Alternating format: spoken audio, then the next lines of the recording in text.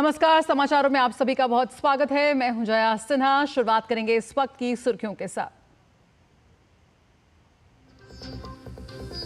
कांग्रेस महासचिव प्रियंका गांधी के पति रॉबर्ट वाड्रा से ईडी के सवाल जवाब जारी। 2018 के हरियाणा जमीन घोटाले से जुड़े केस में हो रही पूछताछ।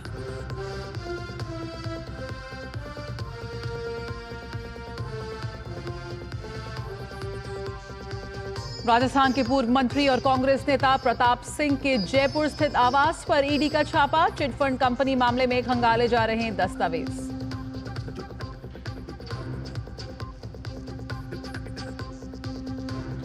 हिंसा और पलायन पर खामोश, ममता सरकार पर उठे सवाल। हिंदुओं पर हुए हमलों को लेकर भाजपा हमलावर। शुभेंदु अधिकारी ने पुलिस प्रशासन को बताया नाकाम।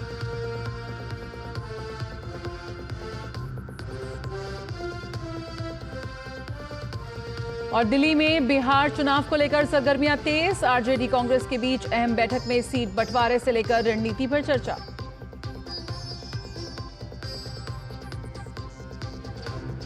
शुरुआत करेंगे इस वक्त की अहम खबर से। कांग्रेस महासचिव प्रियंका गांधी के पति रॉबर्ट वाड्रा को ईडी के दूसरे सम्मन पर पेश हुए। हरियाणा जमीन घोटाले से जुड़े केस में रॉबर्ट वाड्रा से सवाल जवाब जारी है। 8 अप्रैल को वाड्रा को पहला सम्मन जारी किया गया था। जांच एजेंसी ने पिछली बार उन्हें सम्मन भेजकर 8 अप्रैल को पूछताछ के लिए बुलाया था। हालांकि वे ईडी दफ्तर नहीं पहुंचे थे। ये पूरा मामला साल 2018 का है।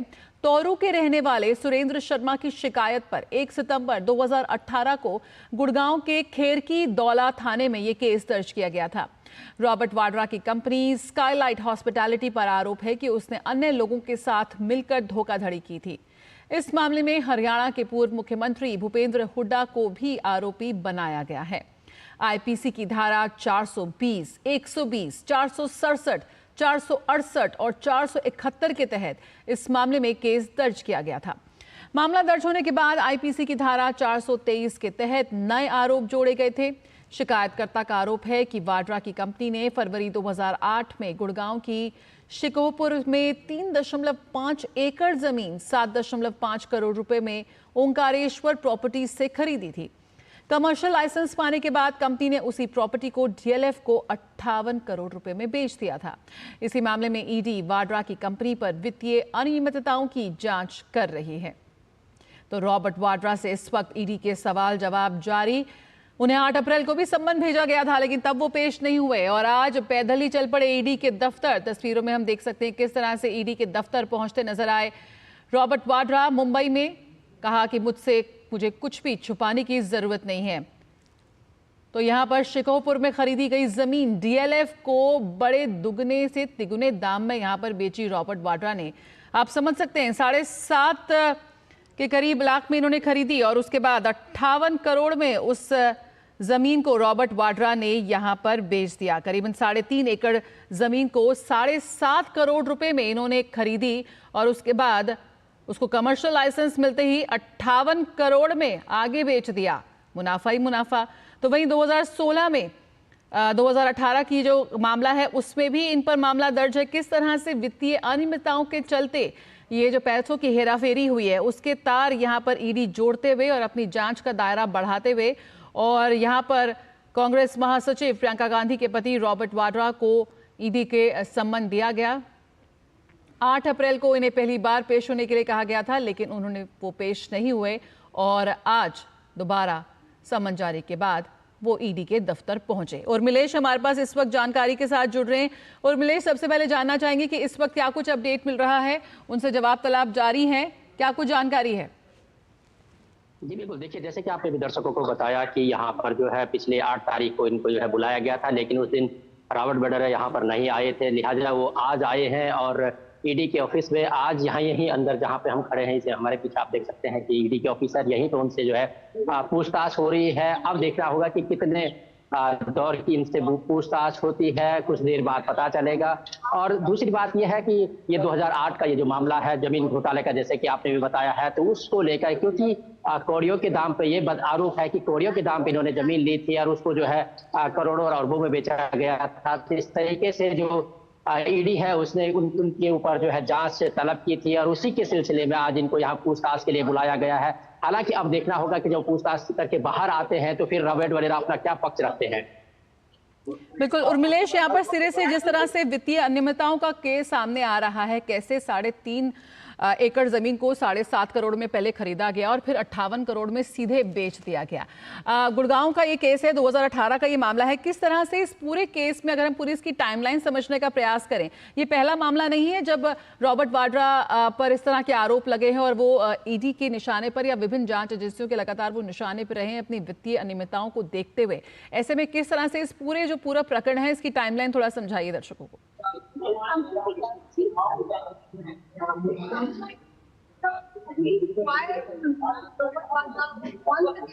आपको मेरी आवाज मिल रही है उर्मिलेश?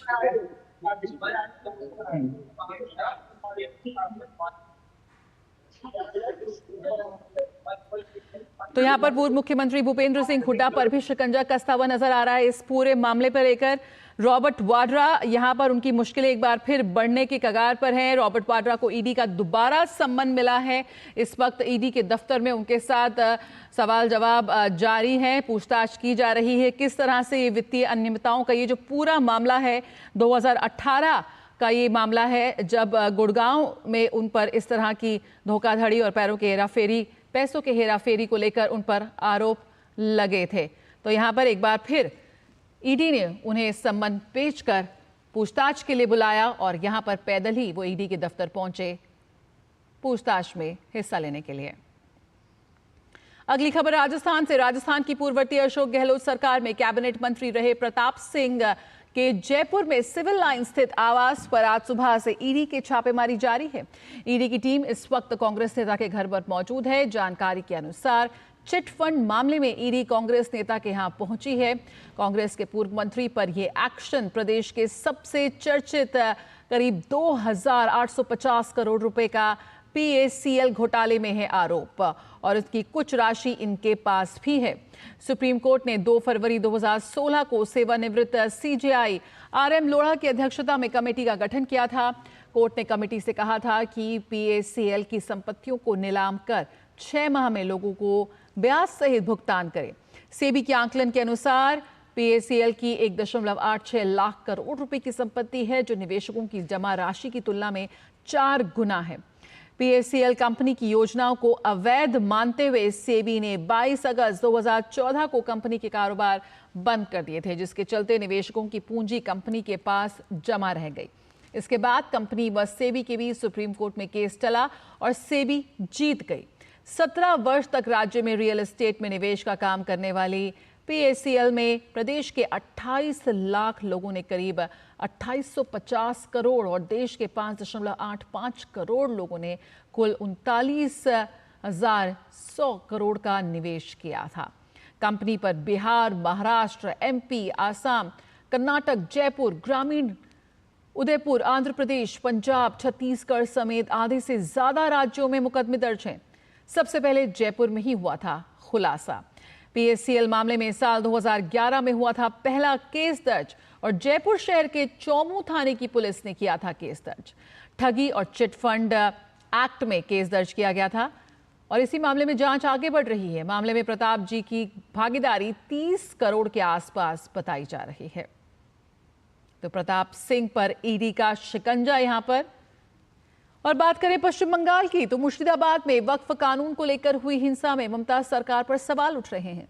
लगातार हमलावर हो रही भाजपा पार्टी हिंसा को लेकर राज्य सरकार के रवैये पर सख्त नाराजगी जता रही है। भाजपा का ममता बनर्जी पर आरोप है कि यह घटना स्टेट स्पॉन्सर्ड है। हिंसा के चलते हालात इतने बिगड़ गए हैं कि लोगों को अपने घरों से पलायन करने पर मजबूर होना पड़ रहा है।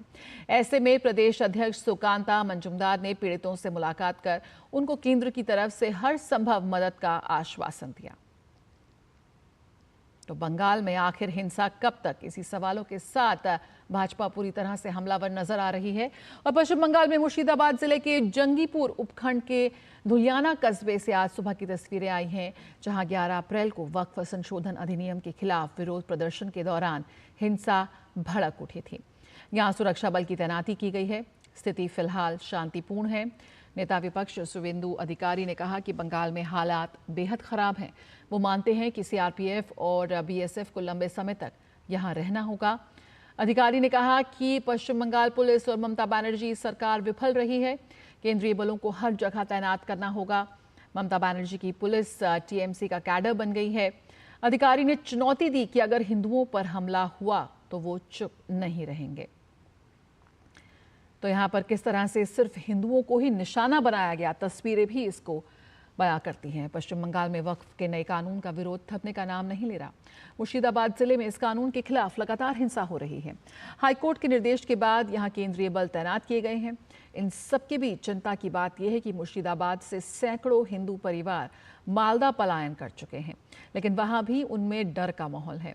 बीजेपी के प्रदेश अध्यक्ष और केंद्र में मंत्री सुकांत मजूमदार लगातार इस विषय में ध्यान खींच रहे हैं। कल उन्होंने मालदा पल्लालपुर हाई स्कूल में बनाए गए कैंप में पीड़ितों से मुलाकात की और आर्थिक मदद उपलब्ध कराई। उन्होंने केंद्र सरकार की ओर से हर संभव मदद का भरोसा भी दिलाया।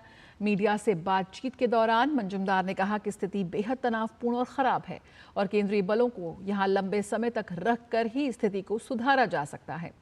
उन्होंने साथ ही कहा कि वो कोर्ट में याचिका दायर करेंगे ताकि केंद्रीय बलों को राज्य प्रशासन से बाहर निकाला जाए और उन्हें काम करने दिया जाए।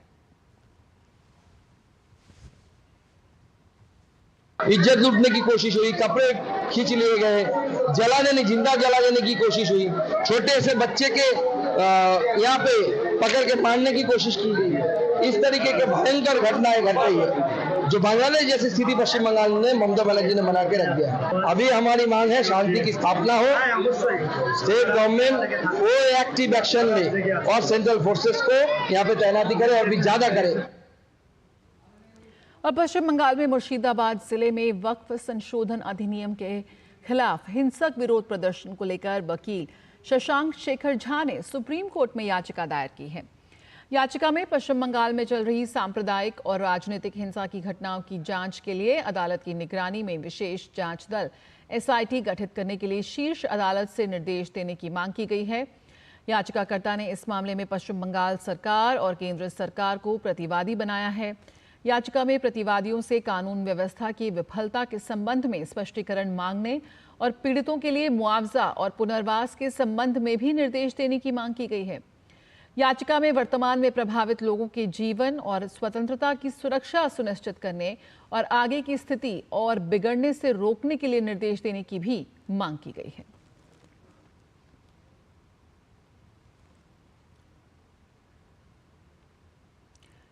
और बिहार के नेता प्रतिपक्ष तेजस्वी प्रसाद यादव आज दिल्ली में हैं, जहां वो कांग्रेस के राष्ट्रीय अध्यक्ष मल्लिकार्जुन खड़गे से मुलाकात करेंगे। बिहार विधानसभा चुनाव को लेकर आरजेडी कांग्रेस की ये पहली औपचारिक मुलाकात होगी। दोनों नेताओं की बैठक खड़गे के आवास पर होगी। इस मुलाकात के दौरान बिहार विधानसभा चुनावों में सीटों के बंटवारे समेत अन्य पहलुओं पर बातचीत होगी। बिहार में 17 अप्रैल को महागठबंधन की बैठक होनी है। उसके पहले दोनों नेताओं की ये मुलाकात अहम मानी जा रही है। इस बैठक में लोकसभा में प्रतिपक्ष के नेता राहुल गांधी भी रहेंगे। बिहार में कांग्रेस की सबसे पुरानी सहयोगी पार्टी आरजेडी रही है। अभी बिहार विधानसभा चुनाव होने में 6 से 7 महीने बाकी हैं। और इस बीच आपको बता दें कि कांग्रेस अध्यक्ष खड़गे 19 और 20 अप्रैल को बिहार में रहेंगे।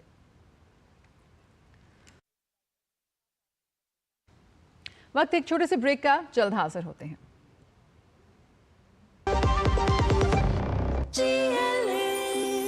जो लक्ष्य चुना था समझ आने लगा है।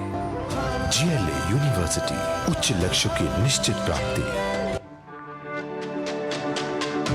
मेरी पसंद, मेरी पसंद, मेरी पसंद, मेरी पसंद, हमारी पसंद, हम सबकी पसंद। मजबूत देश का मजबूत सरिया हो गया स्टील।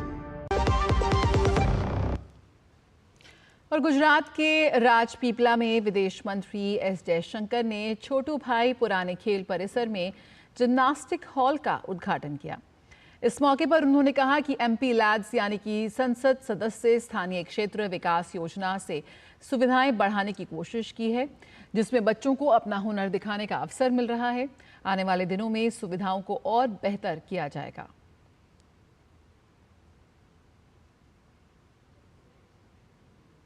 बहुत पुरानी संस्था है, माने इसका नाम है, मशहूर है, पर यहाँ लोगों को इंटरेस्ट भी था कि लोग आए मेरे पास, कहा कि अगर थोड़ी फैसिलिटीज़ बढ़ा दें तो ज़रूर वो बच्चों की रिस्पांस, पब्लिक की रिस्पांस होगी। तो मैंने थोड़ा MP लैड्स के तहत यहाँ जो फैसिलिटीज़ बढ़ाने की कोशिश की है। खेलो इंडिया, फिट इंडिया, हमारी ये कोशिश है, मोदी सरकार की कोशिश है कि भारत में हमारी जो स्पोर्टिंग टैलेंट, इसको कैसे बढ़ाएं, बच्चों के लिए वो अवसर दिया जाए कि वो अपना टैलेंट प्रकट कर सकें। तो मैं इसको अब आज जो कोच जो हैं उनके साथ मेरी बात भी हुई कि इसको कैसे और आगे बढ़ाएं, कि यहाँ फैसिलिटीज जो हैं कैसे और इम्प्रूव करें। भारत से हज यात्रा पर जाने वाले तीर्थयात्रियों का कोटा बढ़ाकर इस साल 1,75,000 कर दिया गया है। 2014 में ये संख्या 1,36,000 थी। अल्पसंख्यक मामलों के मंत्रालय ने जानकारी देते हुए बताया कि भारत की हज समिति मुख्य कोटा के तहत 1,22,000 से ज्यादा तीर्थयात्रियों की यात्रा का प्रबंध कर रहा है। मंत्रालय ने बताया कि सऊदी अरब के दिशा निर्देशों के अनुरूप उड़ान, परिवहन, मीना शिविर, रहने की व्यवस्था और अन्य सेवाओं सहित सभी आवश्यक तैयारियां पूरी कर ली गई हैं और बाकी कोटे में आने वाले तीर्थयात्रियों की यात्रा के प्रबंध का जिम्मा निजी टूर ऑपरेटर्स को दिया गया है। तो यानी कि भारत का हज कोटा अब बढ़ गया है। लोकबंधु अस्पताल में आग लगने की घटना के बाद अब जनरल OPD सामान्य रूप से शुरू हो गई है। अस्पताल में आग लगने की घटना से 3 वार्ड प्रभावित हुए थे, जिसमें ICU भी शामिल हैं। आग लगने की घटना के बाद उत्तर प्रदेश के DG health doctor Ratanpal Singh ने आज अस्पताल का दौरा किया। उन्होंने कहा कि सभी बिंदुओं पर जांच की जा रही है। जांच के बाद ही आग लगने के कारण का पता चल पाएगा। वहीं यूपी के उप मुख्यमंत्री ब्रजेश पाठक ने कहा कि सरकार ने घटना को गंभीरता से लिया है। घटना के कारणों का पता लगाने के लिए एक उच्च स्तरीय समिति का गठन किया गया है। जो लोकबंधु अस्पताल में आग लगी थी, सरकार ने उसको गंभीरता के साथ लिया है। घटना के कारणों का पता लगाने के लिए एक उच्च स्तरीय समिति का गठन किया गया है और जैसे ही रिपोर्ट आएगी तो उसके बाद हम उसको सार्वजनिक करेंगे। 1.5 माह पूर्व भी मॉक ड्रिल किया गया था और सेफ्टी ऑडिट फायर का कराया गया था। उसकी वजह से सारे स्टाफ ट्रेंड था, जिससे कोई बड़ी घटना होने से बच गई। मैं अपने सभी अधिकारी कर्मचारियों का हृदय से आभार प्रकट करता हूं। विशेष आभार अपने फायर ब्रिगेड के सभी अधिकारी कर्मचारियों को जिन्होंने त्वरित कार्रवाई की। वैश्विक क्रेडिट रेटिंग एजेंसी क्रिसिल की ताज़ा रिपोर्ट के मुताबिक वित्त वर्ष 26 में भारत की GDP वृद्धि दर 6.5% रह सकती है। हालांकि बढ़ते अमेरिकी टैरिफ विकास के लिए अभी भी जोखिम बना हुआ है। क्रिसिल ने उम्मीद जताई कि RBI की मौद्रिक नीति में नरमी से बाहरी चुनौतियों की कुछ भरपाई हो पाएगी। रिपोर्ट में कहा गया है कि ब्याज दरों में कटौती, आयकर में राहत और महंगाई में कमी से इस वित्त वर्ष में खपत को बढ़ावा मिलेगा। अच्छे मॉनसून से कृषि आय भी बढ़ेगी। रिपोर्ट में आगे कहा गया है कि वैश्विक अर्थव्यवस्था में धीमेपन की आशंका से कच्चे तेल की कीमतों में गिरावट हुई है। इससे घरेलू विकास को बढ़ावा मिलेगा। तो आर्थिक जगत से कच्ची खबर यहां पर। और आइए अब नजर डालते हैं कारोबार जगत से जुड़ी कुछ और अहम खबरों पर फटाफट अंदाज में। इंडिगो एयरलाइन का कहना है कि आज से दिल्ली के इंदिरा गांधी अंतर्राष्ट्रीय हवाई अड्डे के टर्मिनल 2 से संचालित होने वाली उसकी सभी उड़ानें अब टर्मिनल 1 से संचालित होंगी। ये कदम दिल्ली अंतर्राष्ट्रीय हवाई अड्डा लिमिटेड द्वारा रखरखाव और रनवे को अपडेट करने से जुड़े काम के लिए टर्मिनल 2 को बंद करने के फैसले के बाद उठाया गया है। एप्पल के लिए आईफोन, आईपैड और मैकबुक जैसे प्रोडक्ट्स बनाने वाली कंपनी फॉक्सकॉन उत्तर प्रदेश के ग्रेटर नोएडा में 300 एकड़ जमीन खरीदने की तैयारी में है। यमुना एक्सप्रेसवे के पास इस जमीन पर कंपनी मैन्युफैक्चरिंग प्लांट बनाएगी। ये प्लांट उत्तर भारत में फॉक्सकॉन का पहला और दुनिया का दूसरा सबसे बड़ा प्लांट होगा, जिससे करीब 40,000 लोगों को रोजगार मिलने की उम्मीद है। अमेरिकी डॉलर में सोमवार को 0.7% की गिरावट दर्ज की गई। अमेरिकी मुद्रा लगातार 5वें दिन कमजोर हुई है। इस गिरावट से दुनिया की अन्य प्रमुख मुद्राओं के मुकाबले डॉलर की मजबूती को मापने वाला डॉलर सूचकांक 3 साल के निचले स्तर पर आ गया।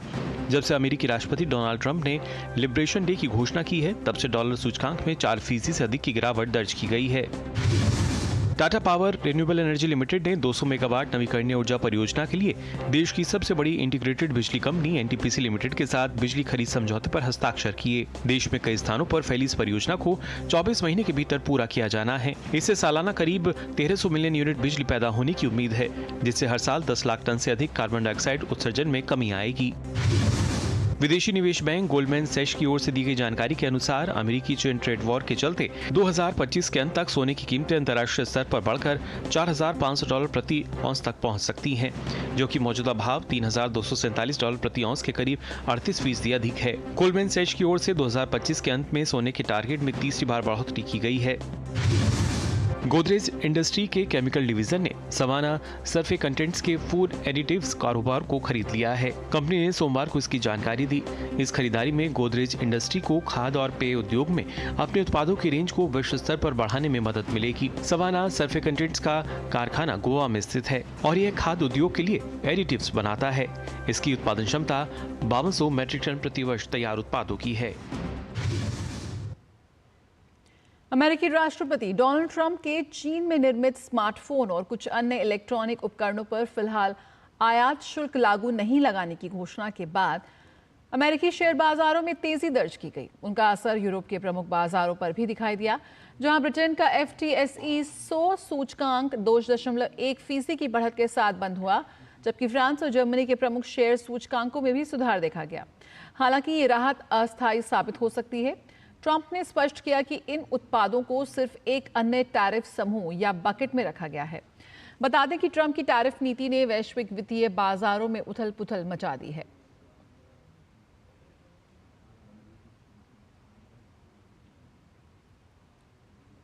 पश्चिम बंगाल में आज पोयला बैसाख यानी कि बंगाली नववर्ष मनाया जा रहा है। इस मौके पर कई कार्यक्रम आयोजित किए जा रहे हैं। सिलीगुड़ी में बंगाली समुदाय ने बाघा जतिन पार्क में पोयला बैसाख मनाया।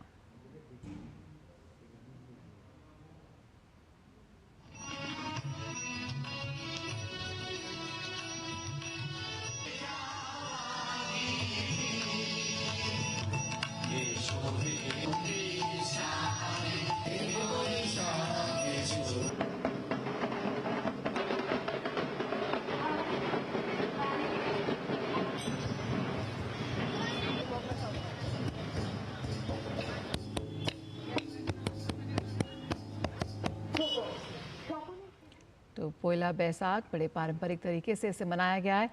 प्रधानमंत्री नरेंद्र मोदी ने भी बंगला नववर्ष पोयला बैसाख की शुभकामनाएं दी हैं। प्रधानमंत्री ने एक सोशल मीडिया पोस्ट में इस नए वर्ष में कहा कि इस नए वर्ष में हर किसी की इच्छा पूरी होने की मंगल कामना की। उन्होंने सबके लिए सुख, समृद्धि, सफलता और स्वास्थ्य की भी प्रार्थना की। तो प्रधानमंत्री ने दी पोयला वैशाख की शुभकामनाएं। और गृह मंत्री अमित शाह ने भी पोयला बोशाख पर बंगाली समुदाय को बधाई दी है और उनके खुशी और समृद्धि के लिए शुभकामनाएं दी और बधाई दी। गृह मंत्री ने कहा कि हम नए साल की शुरुआत का जश्न मनाने के लिए अपनी जीवंत परंपराओं और रीति रिवाजों का उत्सव मनाते हैं। इस अवसर पर सभी को अधिक खुशी और समृद्धि और कल्याण प्रदान करें। तो पश्चिम बंगाल में आज बंगाली नववर्ष मनाया जा रहा है। हिमाचल प्रदेश आज अपना 78वां स्थापना दिवस मना रहा है। 15 अप्रैल 1948 को 30 छोटी बड़ी रियासतों को मिलाकर राज्य का गठन किया गया था। इस वर्ष स्थापना दिवस समारोह चंबा जिले की जनजातीय पांगी घाटी के मुख्यालय किल्लार में आयोजित किया जा रहा है। इस अवसर पर राज्य की समृद्ध विरासत से जुड़े कई सांस्कृतिक कार्यक्रम भी प्रस्तुत किए जाएंगे।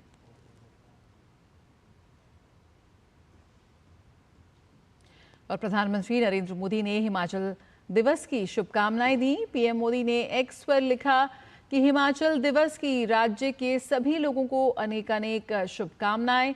गौरवशाली संस्कृति के लिए विख्यात इस प्रदेश के मेरे भाई बहन अपने परिश्रम, प्रतिभा और पराक्रम के लिए जाने जाते हैं। ये विशेष अवसर आप सभी के जीवन में सुख, समृद्धि और आरोग्य लेकर आए, साथ ही हमारी देवभूमि को प्रगति के पथ पर अग्रसर करे, यही कामना है। बात करें जायजे मौसम की तो मौसम विभाग ने राजस्थान और गुजरात की कुछ जगहों पर अगले 2 से 3 दिन तेज गर्म हवाएं चलने का अनुमान व्यक्त किया है। पंजाब, हरियाणा और पश्चिमी मध्य प्रदेश में भी अगले 3 दिनों तक ऐसी ही स्थिति रहने की संभावना है। मौसम विभाग ने कहा कि केरल और माहे में आज तेज गर्मी और उमस रहेगी। उड़ीसा में कल तक तेज वर्षा हो सकती है। देश के पूर्वोत्तर और पूर्वी हिस्सों में अगले 5 दिन तक गरज के साथ बारिश होने और तेज हवाएं चलने का अनुमान व्यक्त किया गया है। तो गर्मी से हाल बेहाल, खासतौर पर उत्तर भारत में पारा लगातार बढ़ता हुआ।